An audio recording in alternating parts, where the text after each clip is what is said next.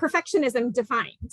What that is a personality trait where someone, and this is applicable to grownups too, right? Someone possesses an overwhelming desire to succeed at very high levels. There are two camps of perfectionism, adaptive and maladaptive. Adaptive is great, right? That is what helps you be successful. That is what helps you strive to always improve. It's that, if you can have an adaptive perfectionism, it's kind of like that lifelong learning concept where you're always striving to get better. A maladaptive version of perfectionism is, one who basically can't cope with any level of failure. So mistakes are not acceptable under any circumstance. So they want to be an engineer, right? And they come home with like a B on a math test. And so hence, therefore, they now have assumed like, I will never be able to be an engineer, right? That is a very maladaptive approach to perfectionism. Something to keep in mind is that it is very much baked into the Bay Area culture. So you can't escape perfectionism in terms of, and anxiety, in terms of it being kind of woven into the fabric of our very high intensity, high achievement oriented, high success, high education culture that is the Bay Area. And I mention this because I have had the opportunity to work with lots of parents, and certainly am a parent myself. And you might have your values within the walls of your home in terms of like praising efforts and not getting hung up on the 100% and everything like that. That is fantastic. And I encourage you to keep holding on to those family values. That does not mean that this bullet does not apply to your family, because they're hearing and seeing different things in their school environments. You can only protect your social world so much. They very much are products of the Bay Area.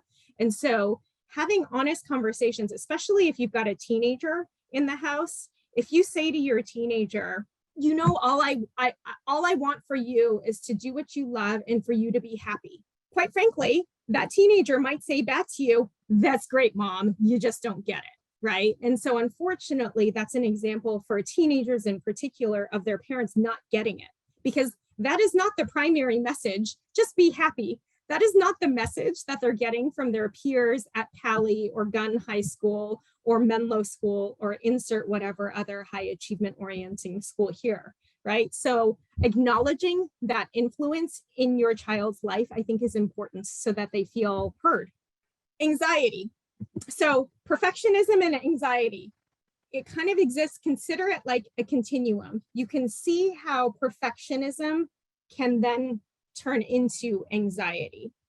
In its best forms, anxiety is fantastic. It helps keep us safe, right? You want your kid to be scared about crossing the streets without looking. That's anxiety. It's fear that keeps us safe in certain situations. The problem is that anxiety disorders happen when our anxious response, whether it be like, heart racing or panic or whatever it is, or just more of a diffuse, uncomfortable, stressed feeling. The problem is when that response that applies to situations that are not dangerous. So, for example, assuming your kiddo has not been in a actually dangerous bullying situation at school, kids shouldn't feel scared to go to school, right? So their anxiety is interfering with their everyday task, which is going to school. Now, we're not talking about COVID fear. I think that that's just a part of our fabric right now that complicates things a little bit, but hopefully you see the point, which is just that if it's applying to everyday life circumstances that should not be fear-provoking or dangerous or scary, that's when we as clinicians will say, oh, that's more of an anxiety disorder as opposed to just maybe a threat of anxiety. And that's because it's impairing their ability to engage in their everyday life. Something that's important to keep in mind with an anxiety, it short circuits everything. So probably many of us have encountered this as a grown-up, right? If your anxiety is too high, you don't think clearly. You're in more of a panic, fight, flight state. And that is not when you do your best learning.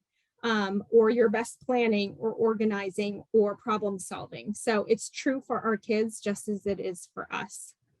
Something else to keep in mind is that anxiety disorders are incredibly common. So if you're in this camp, you're in a large camp, because about 30% of children and teens will meet criteria for a full-blown anxiety disorder at some point in their childhood or adolescence. So you are not alone, your child, your teen, not alone at all. There is a huge community here that knows exactly what you're going through.